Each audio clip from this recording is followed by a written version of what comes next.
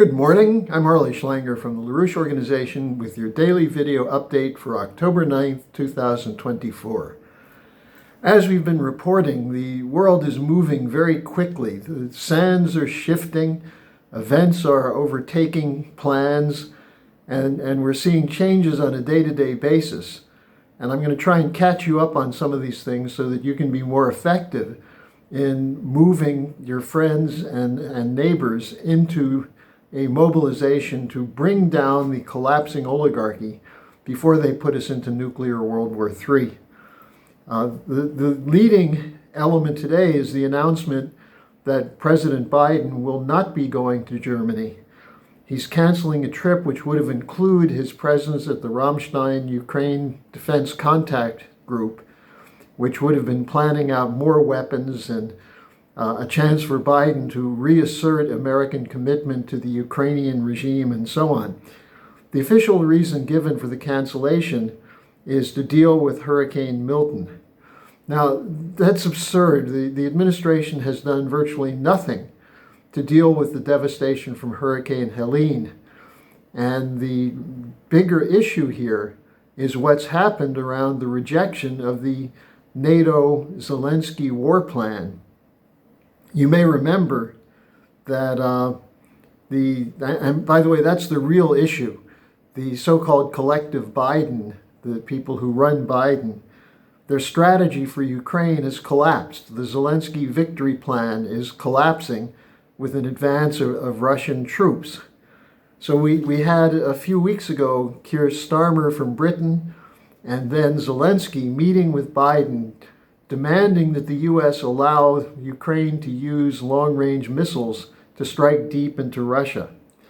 And this was supported by Blinken and others of the collective Biden, pushed very hard by the British.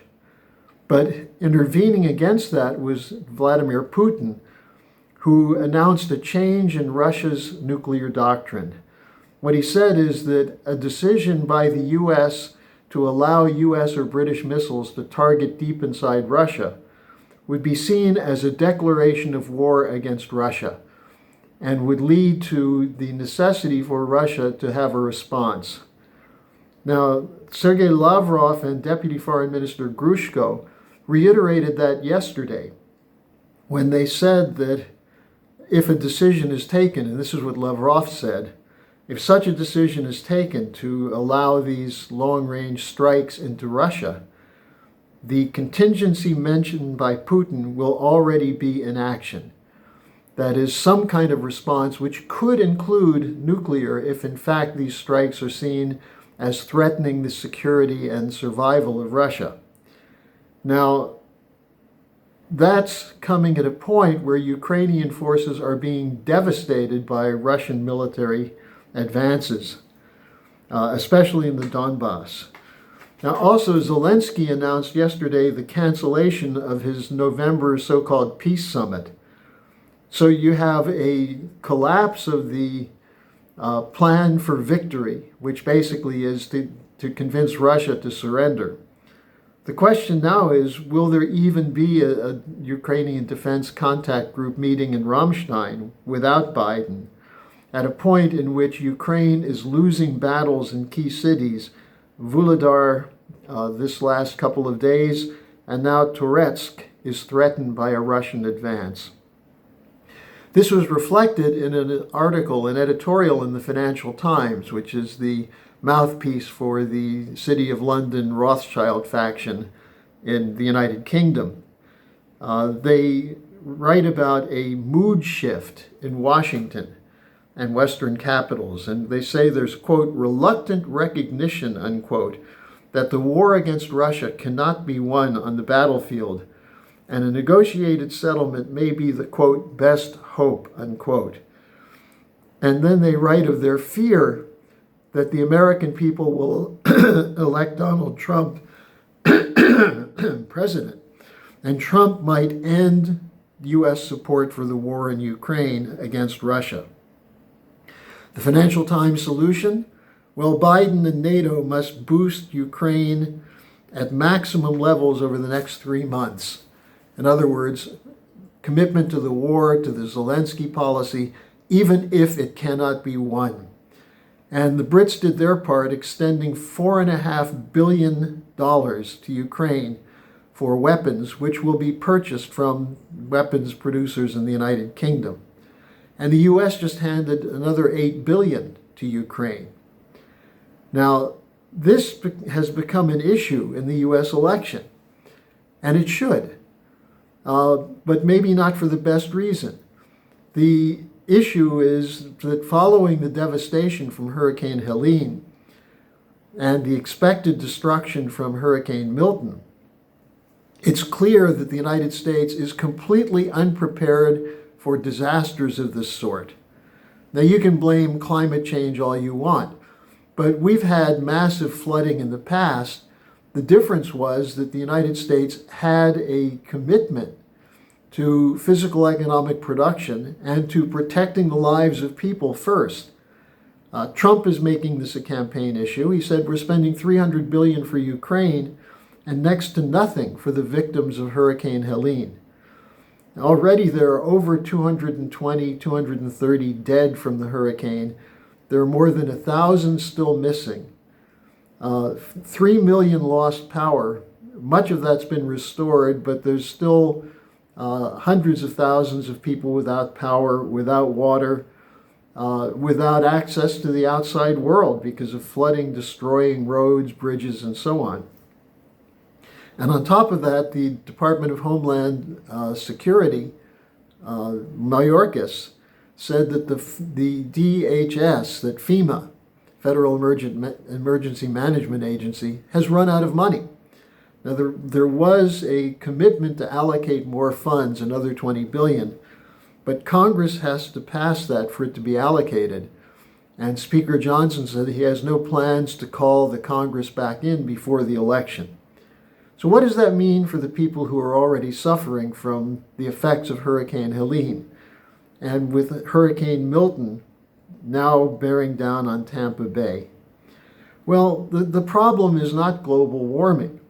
It's that the U.S. lacks the physical capacity for emergencies, to deal with emergencies of this sort. Collapsed infrastructure, inadequate water management, dams that are overflowing, the lack of bridges, lack of roads, and lack of personnel that can be deployed to deal with this. The Democrats and Republicans are pointing fingers at each other, playing the blame game. Republicans say it's war spending and aid to migrants by the Biden administration. There's some truth to that. You can't afford a war that has no security implications for the United States when you're draining your treasury to fund another country to defeat the Russians. Meanwhile, the Democrats blame the Republicans for opposing spending on infrastructure, which is also true. But the infrastructure that the Biden administration proposed is green technology, which will not solve problems such as flooding. So both parties are right on the small level, but they're missing the bigger point, the collapse of the U.S. physical economy.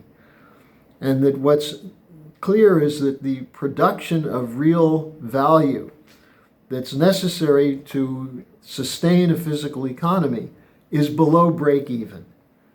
And that's what's behind the war drive.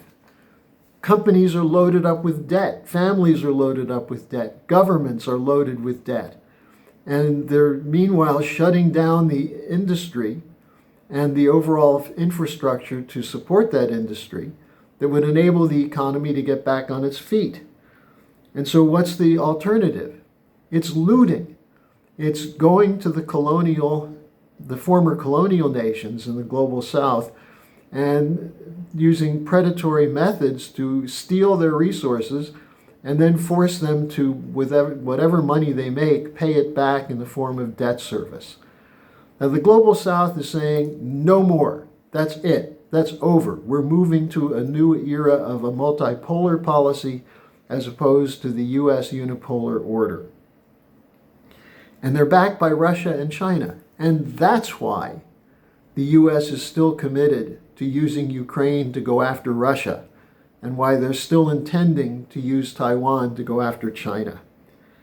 And that's why the US and NATO are spending so much on these wars, to prevent an alternative system from coming into being. And that alternative system will be meeting on October 22nd in Kazan, Russia, when the BRICS get together and discuss expanding their membership and also a payment system which can replace the existing system, which is susceptible to the weaponization of the dollar. So it's coming. And it's time for the citizens of the United States and Europe to recognize that the old order is dead.